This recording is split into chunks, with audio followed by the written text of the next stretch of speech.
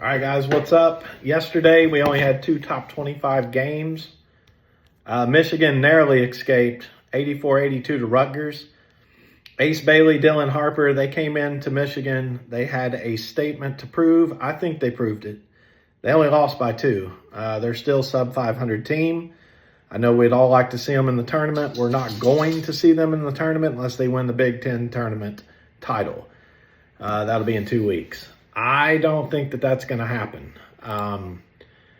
Dusty May's team is playing good down the stretch. They are favored by KenPom to win all the rest of the games that they have the rest of the season. They're going to have a comfortable 3 or 4 seed in the tournament, more than likely. And Vladimir Golden, out of Russia, the big Russian, had 22 points. All right. He's got several statement wins this year. He's doing very good. He's trending upward at the right time. And Michigan should at least make it to the round of 32. Any further than that, who knows? But what a waste. What a waste for fucking Rutgers to have Ace Bailey and Dylan Harper on the same damn team and they can't do anything. Like, literally, the other 3 guys are non-existent participants in this fucking game. And you're never going to see what they can do in the tournament because they're not ever going to fucking make it. All right? That's not happening. Later in the day, we had St. Mary's, Loyola Marymount playing each other. Well, St. Mary's is a great team. They've only lost 4 games. They won that one by 3 points, but their defense shut down Gonzaga, and they're probably going to win their conference. And they lost a bunch of people. I mean, they had their top scorer, Mahaney, transferred to UConn, and they're still rolling on, all right? So that was the 2 top 25 games that went on last night. Let's get to some of the news and notes. We haven't talked in a couple of days. So if you guys didn't see it, you need to watch this video. So Hollerman with Michigan State threw the ball up with 2 seconds left. He was 3/4 of the court away, threw it straight up in the fucking air, and it did nothing but net. They win the game. They don't go to overtime. Tom Izzo couldn't have drawn that up any better. And they walk off with a win and a buzzer beater from fucking 3/4 of the court away.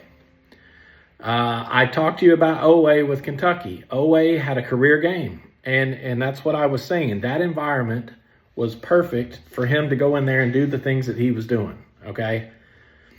The University of New Orleans basketball program. Let's talk a minute about them. Nobody knows who the fuck they are. University of New Orleans is not a school that should even be Division I. In fact, me and my girl was watching fucking Gordon Ramsay the other day, and there was this dude on one of the programs that said, I'm a student athlete with the University of New Orleans. As I said, that's not a fucking program that even has athletes, let alone students, so fuck them. Okay, so there's that. But now they're in hot water because they banned their basketball team because the basketball team is betting on their own games. They can't do that, all right? And anybody dumb enough to even bet on that team is stupid anyway. So there's that. Good news for Tyrese Proctor. Tyrese Proctor went down with a leg injury. He did some scans, and he's expected back this season for Duke. So that's going to go a long way to take them pretty far in the tournament. That's good. As I said before, they got 5 NBA talent starters. If he went down, that would hurt him by 4 or 5 points probably. But it's good to see him, and he's back now. And then, for all you oldies like myself, St. John's clinches a share of the Big East title. I don't know where y'all were at in 92 when this happened last, but Rick Pitino's old ass came in there and finally did something with the St. John's team that's been hurting. They've needed help, and basically they didn't even have an NIL deal in place to pay these athletes millions of dollars to get anybody there. He still got Kadari Richmond to swing from Seton Hall and come on in, all right? So, again, hats off to Rick Pitino. He should be Coach of the Year. Everyone should get him in for Coach of the Year if he's not one of the greatest coaches of all time. We still have no news on the Miami deal. Nobody knows what's going on. They're pretty much coachless as far as I'm concerned. And we don't know what's going on there. So that's pretty much the news and notes. But this show is dedicated today to figure out what's going on tomorrow. So tomorrow in basketball, we got all sorts of good games. We got 2 weeks left of the college football season before we get to the conference tournaments, and then Selection Sunday, which everybody's all excited about. I know that. All right, first up on the schedule, we got noon Eastern, Clemson and Virginia. Clemson's going into Virginia. Not a great environment to play, but we know what Clemson can do. Clemson sports a 23-5 record. Virginia is just an even 500 team, just trying to keep their head above water. All right. I don't see any reason that Clemson doesn't run over Virginia. They're probably going to beat them by 15, 20 points, somewhere in there. The line's not out on that one. I wouldn't worry about all that. Just know there's nobody in this country that should ever think that Virginia's going to win this game. So you ain't got to worry about that at all. Chase Hunter's got everybody in place, playing good like the floor general he is. He's fine. All right. Enough said. Not wasting any more time on that shitty game. Also at noon, though, Maryland goes into Penn State. And if you guys haven't watched Penn State play, first, they're not a team that you're just going to roll over on and move on to the next week. They got some guys that can play. They got some dogs that know how to run the court. But, you know, the crabsters, as I'm calling them at Maryland, they get up and down the floor. These guys play well together. They remind me of what an AAU team was back in the day when I played. They came from all over the place. They came together with one common goal, and they just travel all over the country and beat the snot out of people. That's pretty much what they're doing. Queen, Reese, and Gillespie, those three are just, they're going crazy. They're scoring a lot of points. They're playing good D, and I expect good things from them. And there again, they shouldn't have a problem with Penn State winning the game, but by how many points, who knows? Who knows on that one? Next up, Auburn and Kentucky. Now, typically, we would enjoy this game and think that an Auburn-Kentucky game was good, but Auburn is the best team in the country, and Kentucky don't have an identity right now. They have no idea who they were. Oweh had his career game, as I said, but short of that, you don't know what you're going to get with Kentucky because you don't know who the fuck's going to be healthy, okay? We have no idea who's healthy. We don't know who's playing from one game to the next. The starting five has looked different almost every game they played this year. The only good news is they beat my Tennessee team twice. All right? So good news for Kentucky, bad news for me. But Auburn's got Johni Broome. He's playing. He's going to be the player of the year, if not Cooper Flagg. And even without Johni Broome, they're still going to go in there and beat Kentucky. Okay? Rupp Arena is a hard place to play. It has history, as we know, but no. Auburn will go in there and take care of business, probably by double digits, okay? 2 o'clock, Texas Tech, Kansas. Kansas, where you been? Where you at? I don't feel like your coach wants to coach. Your players don't know how to play with each other. And Hunter Dixon, you're 7'2", and you move like you're a fucking potato with legs, dude. Like, I don't know what's up with you, but I think you forgot how to play basketball. The only good news is you're 7'2". Just throw your hands up and smile, and maybe the ball hits your fingers. I don't fucking know, but yeah, you've got to do better than what you've been doing. Your team relies on you, and they can't rely on you right now. So JT Toppin's going to go in as long as he didn't hurt his leg like he did last game against Houston. He's going to go on in there. I expect probably 20 points out of him. Texas Tech should go into Allen Fieldhouse and get a win, okay? Very difficult place to play, but I don't think Kansas has, really fixed anything. They fell out of the top 25, and that's something that we usually don't hear. But Texas Tech is tested, and they're going to go in there. They'll get the win. They'll get the win. Next up, Seton Hall, St. John's. Now, this game is interesting for a couple of reasons. St. John's going to blow them the fuck out. All right, we'll start there. They're not going to allow any room for error or anything else. They're at home. They got to share the Big East title. They don't want to give that up by losing this game. Seton Hall's won 2 conference games. Kadari Richmond's old team is Seton Hall. Many, many storylines here. But Luis Jr. is lights out from three-point lately.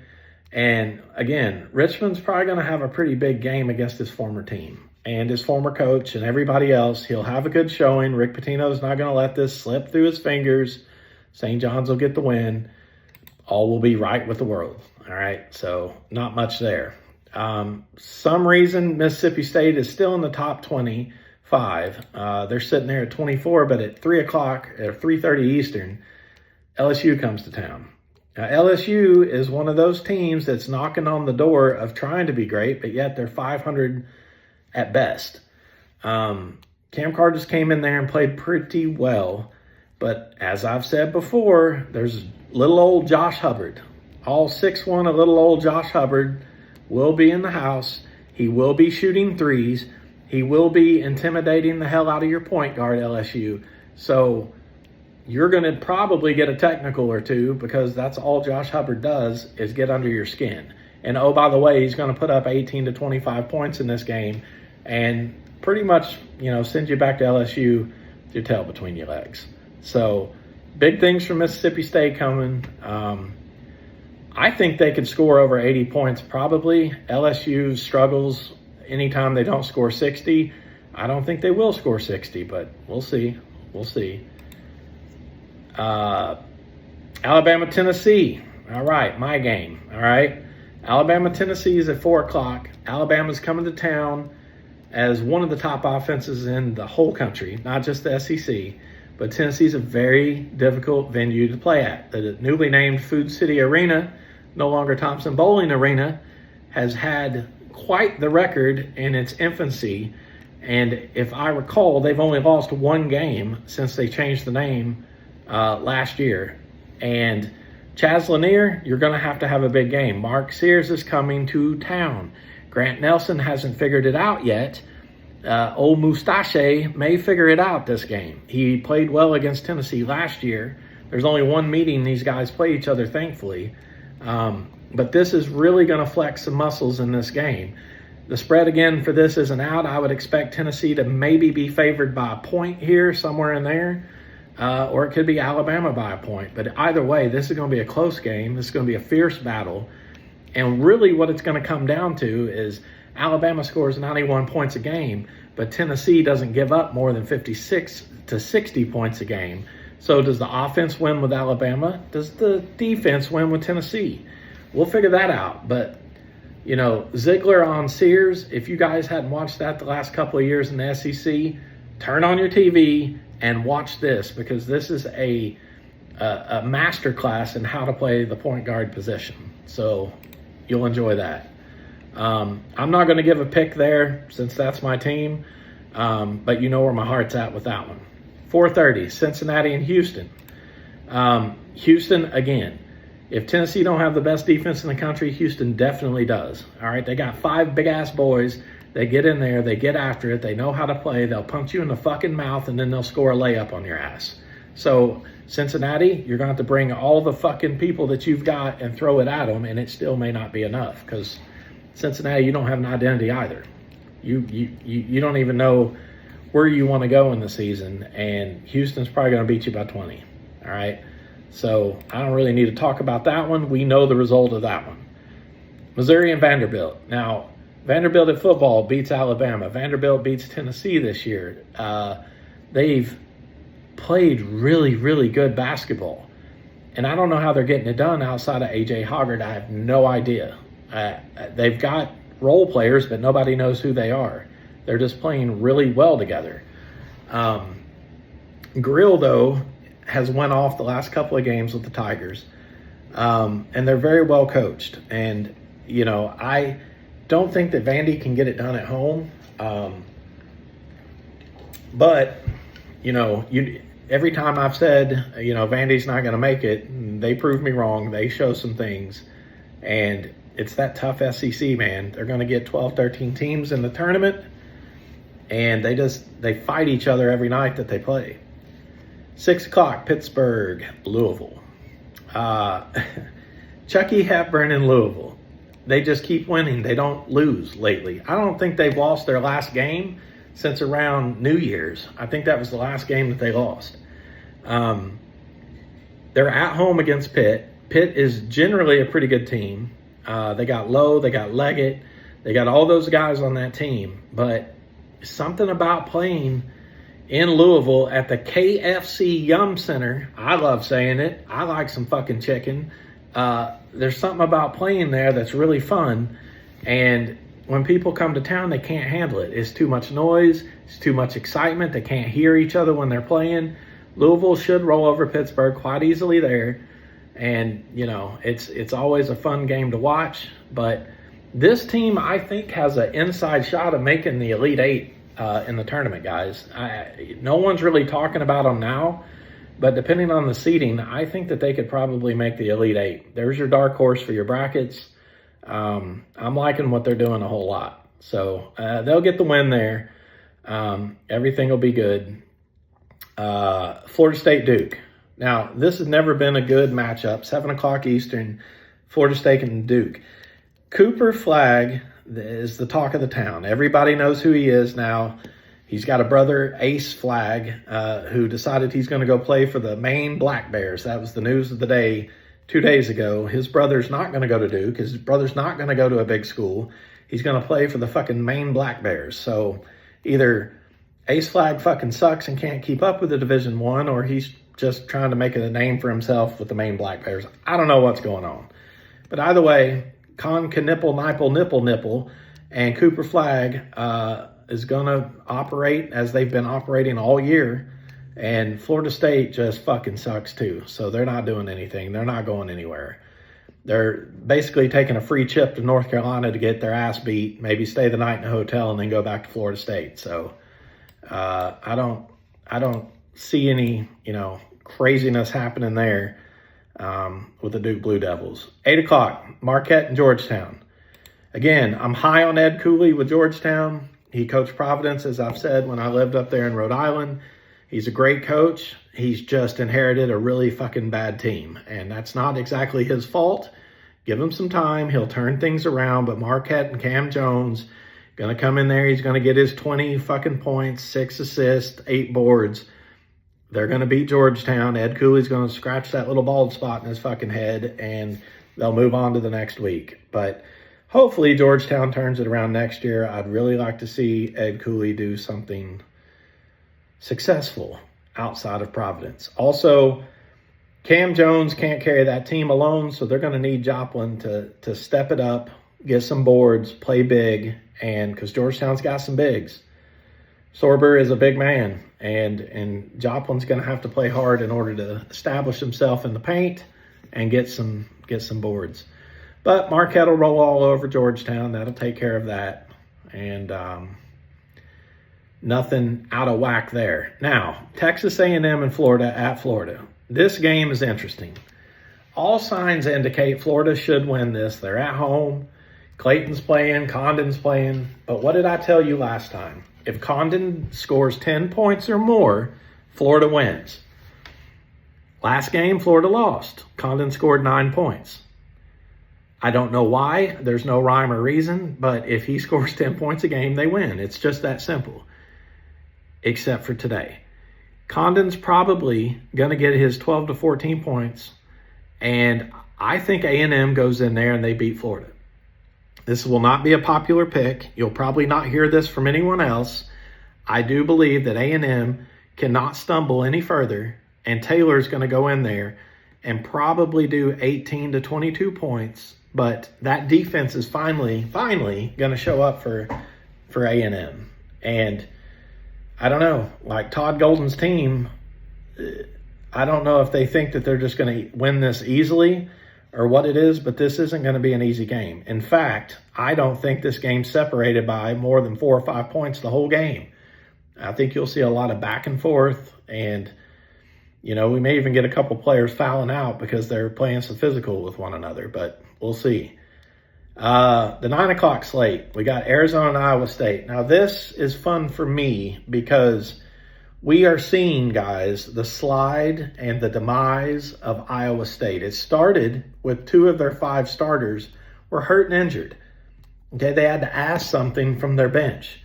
Anytime that you've got to ask something from your bench better fucking step it up. Because if they don't, you're going to fucking fail. And their bench did not step it up. Their bench went in there with big-ass eyeballs and didn't know what they were doing.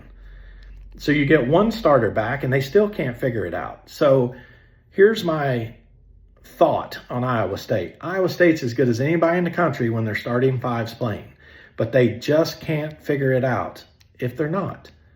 And, oh, by the way, you're playing Arizona. Arizona's lost 2 games since New Year's. Arizona's got a bunch of fucking transfers that know how to play, and they know what they want. They know that they're going to make the tournament. Whatever this line turns out to be, I'm taking Arizona here. They're playing better basketball. TJ Alselberger's team, they need to have a coming to Jesus, and they need to figure out what's going on, because you got 2 weeks left, dude, to figure this out, because the tournament's coming fast. And if you want to be the Cinderella story that you've been all year, don't fucking stop now. And this is a great test against Arizona to see what's going to happen. Last 2 games of the night, we got St. Mary's at 10 o'clock at home against Oregon State. Now, I would advise everyone to just glaze over this game. Don't be betting on this game. Don't be fucking doing any fantasy shit with this game.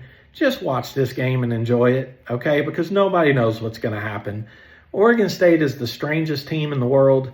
St. Mary's is a great team at home. Everybody's going to want to go with St. Mary's. They're going to want to say, okay, Marciulionis is great. He's going to shoot a bunch of threes. He's going to score 20 points, and Oregon State can't figure it out. Well, Oregon State's been doubted all year, and they're 20-10, okay? Just enjoy the game. It's a late game. Both teams should healthily be in the tournament. If there's one thing I'm pretty for sure about here, they're both going to put up over 80 points. So break out the popcorn. You're going to have a good show. You're going to have a lot of scoring, and just watch that for what it is. And then at 10 o'clock, the Mormons. The Mormons are fucking at home. We know what's up with the Mormons at home. Football, Mormons at home, impossible to beat. Basketball, Mormons at home, impossible to beat. I don't know if the Mormons play baseball, but they're fucking probably impossible to beat too. Have no idea. But West Virginia comes to town, all right, and I don't know if they visited the Mormons. I don't think that they have. But 11-6 in conference, that 6th loss that the BYU Cougars have, they're all on the road mostly. They've lost 1 game, I do believe, at home. And they also got A.J. Debinsa that's coming in next year as the top prospect. He signed with the fucking Mormons. He can't even drink and have sex. If he drinks and has sex, he gets kicked off the team. They're fucking Mormons. But they got the number 1 pick somehow. So they're excited about that. They've got Denman, who is another Russian kid that's going to be a top 10 lottery pick in the NBA. They're going to handle things against West Virginia. But I love watching the Mormons play at night. They're an exciting team. They're a fast-paced team. And that's a good way to close out the day on Saturday. So that pretty much covers all the games. Like I said, like, subscribe, hit that follow button, do all those good things. We'll see you on Sunday, see what happens. And good luck with everything. Later.